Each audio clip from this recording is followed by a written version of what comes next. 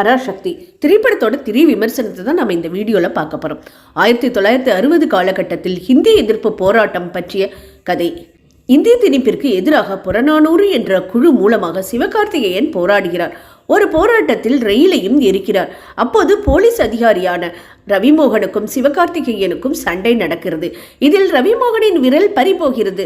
ரயில் எதிர்ப்பு போராட்டத்தில் தனது நண்பனை பறிகொடுக்கும் சிவகார்த்திகேயன் இனி போராடவே கூடாது என்ற முடிவுக்கு வருகிறார். அதே வேளையில் சிவகார்த்திகேயனை பழிவாங்க கங்கணம் கட்டிக்கொண்டு திரிகிறார் ரவிமோகன். இதற்கிடையில் சிவகார்த்திகேயனின் தம்பி அதர்வா ஹிந்தி எதிர்ப்பு போராட்டத்தை கையில் எடுக்கிறார்.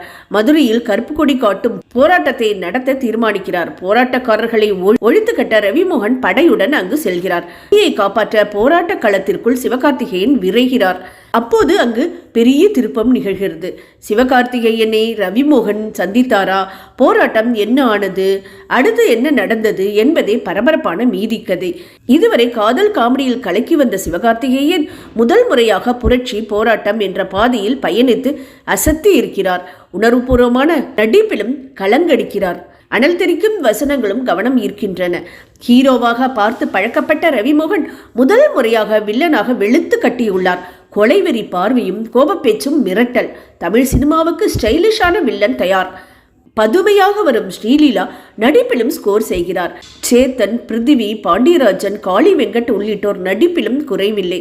ரவி கே சந்திரனின் ஒளிப்பதிவு 1960 காலகட்டத்திற்கு நம்மை அழைத்து செல்கிறது.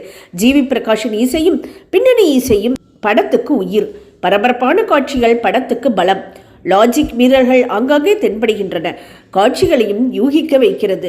உண்மை சம்பவங்களை நினைவு கூறும் வகையில் பரபரப்பான கதைக்களத்தில் காட்சிகளை நகர்த்தி மீண்டும் ஒரு முறை தனது முத்திரையை ஆழமாக பதித்துள்ளார் இயக்குனர் சுதா கோங்கரா.